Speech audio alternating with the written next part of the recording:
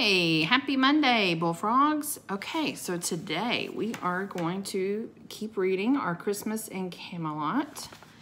And we are on chapter 9. Chapter 9 is called The Lost Knights. Annie chased Jack around the circle. "Stop, Jack!" she cried. "Stop!" She grabbed his shirt and tried to pull him out of the dance. "Let go, Annie," he said. "Leave me alone." But Annie wouldn't let go. Finally, she pulled so hard that Jack broke hands with the dancers and tumbled backward into the grass. The winged dancers didn't seem to notice. They closed their circle and kept going around and around. "Why did you do that?" said Jack, sitting up. "I was having fun." "Look at the knights," said Annie. "See them?" Jack still couldn't see. The world was spinning before his eyes. He ached to get back into the dance. "Here, I found your glasses," said Annie. "Put them on." Jack put on his glasses. He peered at the circle of dancers.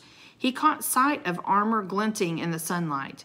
He saw 3 knights dancing in a row. 2 of them looked very young. The third looked much older. As they came closer, Jack saw their faces. All the joy of the music drained out of him. The knights looked tired and sick. Their hair and beards were long and scraggly. Their faces were bony and pale. Their eyes stared wildly, and their lips were frozen in ghostly smiles. "What's wrong with them?" asked Jack. "They can't stop dancing," said Annie. "They're dancing themselves to death." "They must be the lost knights from Camelot," said Jack. "We have to save them," said Annie. "Yeah," said Jack. He tried to clear his mind and think. "What about this? We get back in the dance and we take places between the dancers and the knights." "Yes, then we could pull the knights out of the circle," said Annie. "Wait," said Jack. "What if we can't stop dancing again?" "Just don't let yourself get caught by the music," said Annie. "You have to think about something else. Think about why we're here. Think about Morgan." "Okay," said Jack. "I'll try." Jack and Annie crouched in the grass. They watched and waited as the knights danced closer and closer and closer. "Now!" shouted Annie. Jack and Annie rushed forward. They broke into the circle on either side of the knights. As Jack started dancing, his feet seemed to fly to the beat of the drum. He felt a wave of great joy. His worries left him. "Now, Jack!" cried Annie. "Pull away!" But Jack didn't want to pull away. The music rang in his ears. Nothing mattered except the dancing. "Jack, pull away now!" Annie shouted again. Jack shook his head, trying to shake off Annie's voice. "Morgan! Morgan!" Annie yelled. The word Morgan made Jack stumble a bit in the dance. "Morgan! Morgan!" Annie shouted. Jack stumbled again. Then he used all his might to stop himself from dancing. He let go of the hand of the dancer on his right and threw himself out of the dance, pulling the knight on his left with him. Annie and the other 2 knights tumbled back with them onto the grass. Just as before, the dancers didn't seem to notice. They closed their circle and kept going round and round in their joyous, timeless dance. Whew, they got out. That was awesome. Okay, chapter 10 is called The Knight's Gifts. The 3 knights lay in the grass, fighting for breath. "The dance! We must stop! Stop dancing!" gasped the older knight. "You have stopped. We pulled you away," said Annie. The knight looked up at her and Jack. He had a rough, craggy face. Who are you?" he asked in a hoarse voice. "Friends," said Annie. She spoke loudly to be heard over the music. "We come from King Arthur's castle. We're on a quest," said Jack, "to get the water of memory and imagination." "To save Camelot," said Annie. "Camelot?" whispered the knight. "We come from Camelot. I don't recognize you." "We're just visiting," said Annie, "but we know all about you. You're Sir Lancelot, aren't you?" "Yes," breathed the knight. "And Sir Percival and Sir Galahad," said Jack. "Yes, my son, Galahad," said the knight. "King Arthur thinks you are lost forever," said Annie. Sir Lancelot closed his eyes. The dance," he said. It made us forget. I know, said Jack. The dancers must be the keepers of the cauldron. You can't get past them without getting caught up in their dance. Father, we must find the water. Sir Galahad tried to sit up, but he was too weary. He lay back in the grass. That's okay. We're here now, said Annie. You should all rest. Sir Galahad closed his eyes. Yeah, don't worry, said Jack. Annie and I will find the magic water for Camelot. But you are just children, said Sir Percival. The third night. You must wait for us.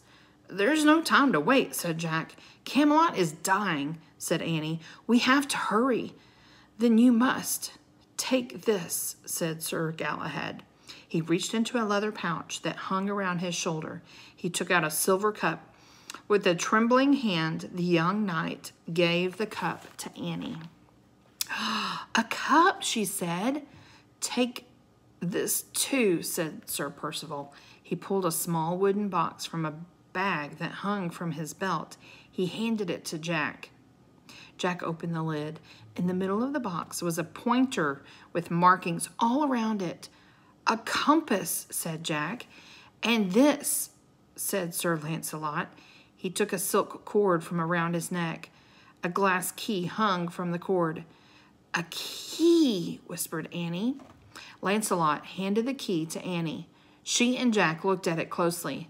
Then Annie hung it around her neck. Then, when she turned back, all the knights were fast asleep. Sweet dreams, Annie said gently. You guys need a long nap. Okay, so here's a picture of all the guys.